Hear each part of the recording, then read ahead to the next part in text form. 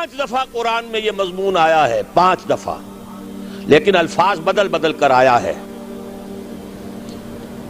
5 جگہ یہ بات واضح ہوتی ہے کہ تمام نوع انسانی کے لیے بھیجے گئے، واحد رسول اللہ کے، جیسے واحد رسول اللہ کے وہ ہیں جنہوں نے دین حق کو بالفعل غالب کیا، فرد واحد سے دعوت کا آغاز کیا۔ پہلے دن 4 ایمان لائے، زوجہ محترمہ خدیجہ الکبریٰ رضی اللہ تعالی عنہ، یار غار ابو بکر صدیق رضی اللہ تعالی عنہ، چچا زاد بھائی جو زیر تربیت ہیں، زیر پرورش ہیں، حضرت علی رضی اللہ تعالی عنہ، غلام جنہیں آزاد کر کے بیٹا بنایا ہوا ہے، زید ابن حارثہ، زید ابن محمد کہلاتے ہیں۔ 1 جمع 4 5 ہوئے، 10 برس میں بمشکل 125 ہوئے۔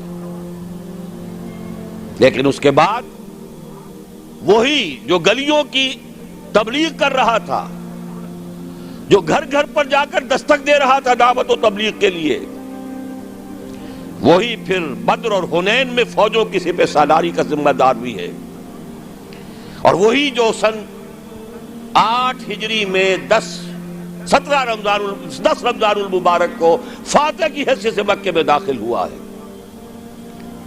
اور اگلے 2 سالوں کے اندر اندر پورے جزیرہ نما عرب پر اللہ کا دین غالب ہو گیا۔ جاء الحق وزهق الباطل ان الباطل كان زهوقا اذا جاء نصر الله والفتح ورأيت الناس يدخلون في دين الله افواجا۔ اللہ کا دین کا غلبہ یہ ہے، اس کی کوئی اور مثال نہیں ہے سوائے محمد الرسول اللہ کے۔ نہ حضرت ابراہیم کی زندگی میں، نہ حضرت عیسیٰ کی زندگی میں، نہ حضرت موسیٰ کی زندگی میں، نہ حضرت نوح کی زندگی میں۔ اولو العزم من الرسل تو یہی شمار ہوتے ہیں، زیادہ سے زیادہ 2 اور شریک کر لیجئے، حضرت ہود اور حضرت صالح۔ اولو العزم من الرسل تو حقیقت میں 5 ہی ہیں، نوح پہلے، محمد آخری صلی اللہ علیہ وسلم، درمیان میں ابراہیم، موسیٰ، عیسیٰ۔ یہی وجہ دیکھیے سورہ شورا کی آیت میں پہلے حضور، حضرت نوح، پھر حضور، اور پھر درمیان کے 3۔ شرع لکم من الدین ما وصی بہ نوحا اول والذی اوحینا الیک محمد رسول اللہ آخرا وما وصینا بہ ابراہیم و موسیٰ و عیسیٰ، 3 درمیان میں ہے، 5 اولو العزم من الرسل۔ کیا کسی کے ہاتھوں، کسی اور کے ہاتھوں محمد الرسول اللہ صلی اللہ علیہ وسلم کی طرح دین کے غلبے کا فی الواقع دنیا میں ظہور ہوا؟ اسی طرح نوٹ کیجئے، کوئی رسول نہیں جو پوری نوع انسانی کے لیے بھیجا گیا ہو۔ میں یہاں 5 اسلوب بیان نہیں کر سکتا، لیکن ایک آیت تو شاید سب کو یاد ہوگی، وَمَا أَرْسَلْنَاكَ إِلَّا كَافَّةً لِلنَّاسِ بَشِيرًا وَنَذِيرًا۔ اے نبی، ہم نے نہیں بھیجا ہے آپ کو مگر تمام انسانوں کے لیے بشیر اور نذیر بنا کر۔ وَمَا أَرْسَلْنَاكَ إِلَّا رَحْمَةً لِلْعَالَمِينَ قُلْ يَا أَيُّهَا النَّاسُ إِنِّي رَسُولُ اللَّهِ إِلَيْكُمْ جَمِيعًا۔ 5 اسلوب ہیں، لیکن سب سے نمایاں، سب سے واضح، وَمَا أَرْسَلْنَاكَ إِلَّا كَافَّةً لِلنَّاسِ بَشِيرًا وَنَذِيرًا۔ نوٹ کیجئے، اگر مقصد بعثت محمدی غلبہ دین ہے اور بھیجا گیا محمد کو پورے عالم انسانیت کے لیے، ان دونوں کا منطقی نتیجہ کیا نکلے گا؟ کیسے ممکن ہے کہ حضور کا مقصد بعثت پایہ تکمیل کو نہ پہنچے اور قیامت آ جائے، دنیا ختم ہو جائے؟ ناممکن۔ دنیا کے خاتمے سے پہلے وہ وقت آ کر رہے گا جب کل کرۂ ارضی پر اللہ کا دین اسی طرح غالب ہو جائے جیسے کہ محمد عربی صلی اللہ علیہ وسلم کے دست مبارک سے جزیرہ نما عرب میں غالب ہوا۔ اگر نہیں ہوتا تو تکمیل نہیں ہوئی۔ یہی بات کہی ہے اقبال نے، وقت فرصت ہے کہاں، کام ابھی باقی ہے، نور توحید کا اتمام ابھی باقی ہے۔ جزیرہ نما عرب تو جگمگا اٹھا نور توحید سے، جیسا کہ بعد میں عرض کروں گا۔ پھر اصحاب ثلاثہ خلفائے ثلاثہ کے عہد خلافت میں کہاں سے کہاں کا علاقہ جو ہے وہ منور ہو گیا، بقعہ نور بن گیا توحید سے، لیکن پوری دنیا تو نہیں ہوئی نا۔ ابھی تو چین بھی تھا، ہندوستان بھی تھا، ابھی تو پورا یورپ بھی تھا، پورا افریقہ بھی تھا، سوائے شمالی افریقہ کے اور کہاں دین پہنچا تھا؟ جب تک کہ کل روئے ارضی پر اللہ کا دین غالب نہیں ہوتا، حضور کا مقصد بعثت نامکمل ہے، وقت فرصت ہے کہاں، کام ابھی باقی ہے، نور توحید کا اتمام ابھی باقی۔ البتہ اتمام کے دو مفہوم سمجھ لیجئے، ایک ہے کسی شے کا کسی ایک بلندی تک پہنچ جانا، ایک ہے کتنی اس کی وسعت کتنی ہے۔ اتمام دین اور دین کا غلبہ جزیرہ نما عرب میں تو کامل ہو گیا، اس میں کوئی شک نہیں، لیکن کل روئے ارضی پر نہیں ہوا، توسیع ہونی ہے۔ ایک اعتبار سے اتمام ہو گیا، ایک اعتبار سے دین غالب ہو گیا، لیکن یہ کہ در حقیقت چونکہ بعثت محمدی صلی اللہ علیہ وسلم تمام عالم انسانیت کے لیے ہے، اس لیے جب تک پورے عالم انسانی پر اللہ کا دین غالب نہ ہو، حلوظ مقصد بعثت محمدی شرمندہ تکمیل ہے۔ لیکن جان لیجئے ہو کر رہے گا۔ اب اس کی جو خبریں دی ہیں، سب سے پہلے تو جیسا کہ ان آیات کے حوالے سے میں نے عرض کیا تھا، دو آیتیں میں نے اس وقت تک بیان کی ہیں، دو اگلی آیات ذرا سرسری طور پر سمجھ لیجئے ورنہ وقت بہت زیادہ لگ جائے گا۔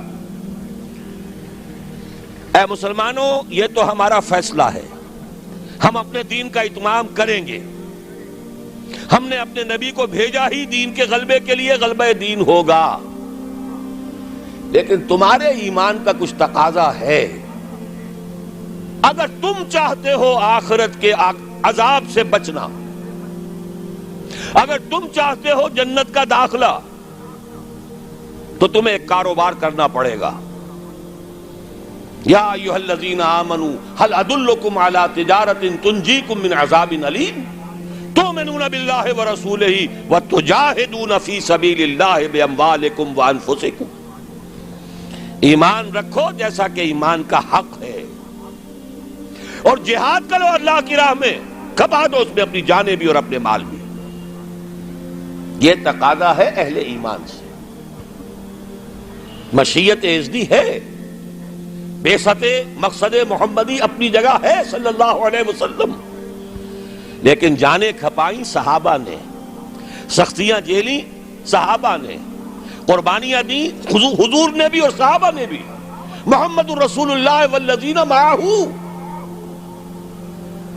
یہ الفاظ کہاں آئے ہیں؟ سورہ فتح کی اس آیت کے بعد، هو الذی ارسل رسولہ بالہدی ودین الحق لیظہرہ علی الدین کلہ وکفی باللہ شہیدا محمد الرسول اللہ والذین معہ اشداء علی الکفار رحماء بینہم الی آخر الآیہ۔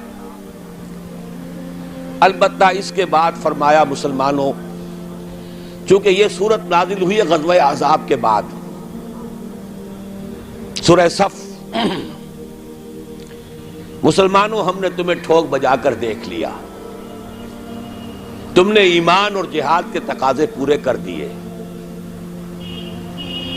تم نے اپنے ایمان کی صداقت کا وافر ثبوت فراہم کر دیا، لہذا خوشخبری سنو۔ یہ خوشخبری کب دی جا رہی ہے؟ جبکہ محمد الرسول اللہ کو 18 برس ہو چکے ہیں کام کرتے، جبکہ صحابہ پر سختی اپنے عروج کو پہنچ چکی ہے غزوہ احزاب میں۔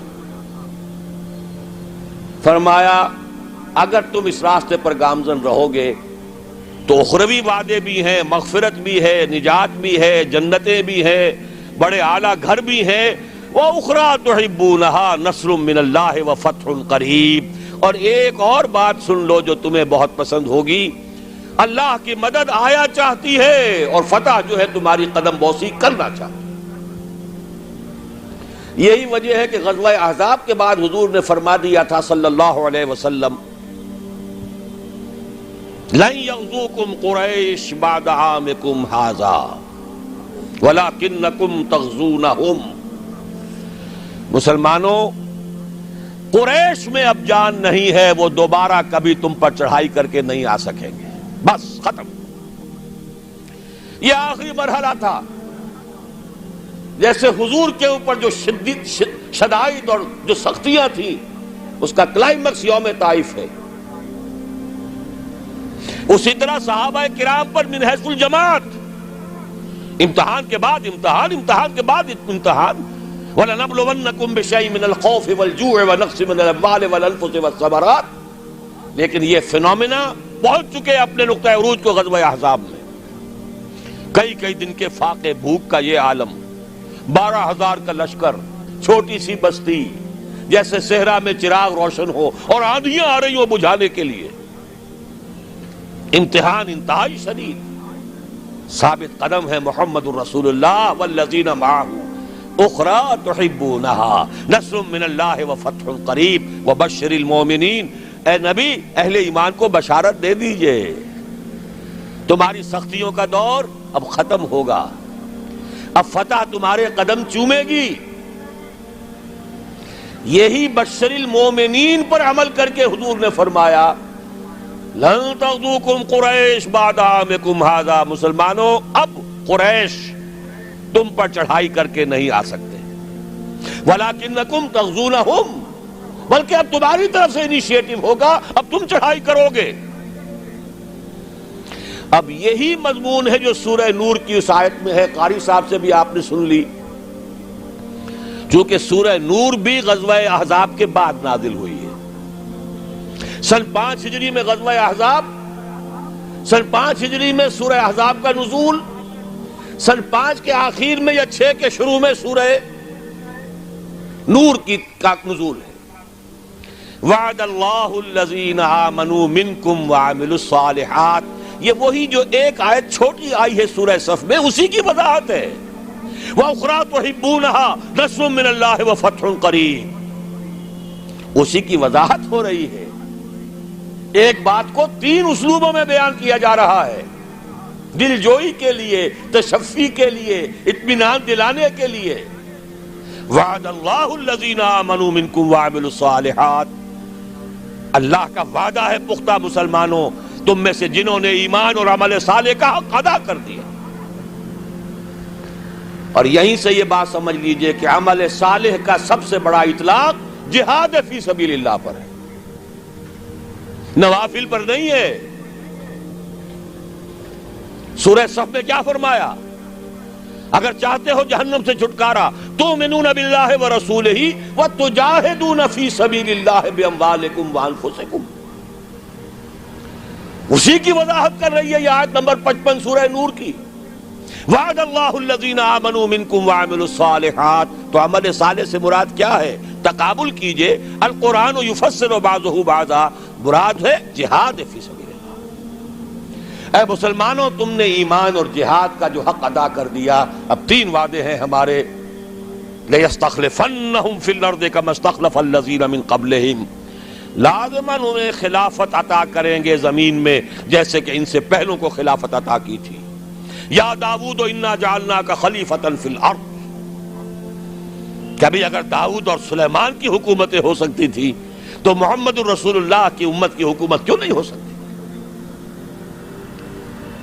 لَيَسْتَخْلِفَنَّهُمْ فِي الْأَرْضِ كَمَا اسْتَخْلَفَ الَّذِينَ مِن قَبْلِهِمْ وَلَيُمَكِّنَنَّ لَهُمْ دِينَهُمُ الَّذِي ارْتَضَىٰ لَهُمْ. اور جو دین کے اللہ نے تمہارے لیے پسند کر لیا ہے، اب اس کو تمکن عطا کرے گا، غلبہ عطا کرے گا. یہ دین غالب رہنے کے لیے آیا ہے، مغلوب رہنے کے لیے نہیں. الحق یعلو ولا یعلی علیہ. حق کو حق پہنچتا ہے کہ سربلند ہو، نہ یہ کہ پامال کر دیا جائے. تیسرا وعدہ وَلَيُبَدِّلَنَّهُمْ مِن بَعْدِ خَوْفِهِمْ أَمْنًا. اب تک تو تم پر خوف کی کیفیت طاری تھی، پھر نہ قریش چڑھ کے آ جائیں، غطفان نہ آ جائیں. حدیثوں میں، سیرت میں آپ نے پڑھا ہوگا، رات رات بھر پہرے رہتے تھے. ذرا شور ہوتا تھا منافقین جو ہے لے اٹھتے تھے، پھر حملہ ہو رہا ہے بھائی، پھر حملہ ہو رہا ہے. ہر وقت ایک خوف کی کیفیت. لیکن اے مسلمانوں اب وہ خوف کی حالت بدل جائے گا، تمہیں امن حاصل ہو جائے گا۔ چیزیں تین بیان کی ایک ہی ہے۔ جب تمہیں حکومت مل جائے گی، تمہارا دین خود بخود غالب ہو گیا، یا جب اللہ کا دین غالب ہوگا حکومت خود بخود تمہارے ہاتھ میں ہوگی، اور پھر اب ڈر کس کا؟ اب چین ہوگا، سکون ہوگا، اطمینان ہوگا، امن ہوگا۔ یعبدوننی، اور پھر وہ میری بندگی کریں گے جیسے کہ بندگی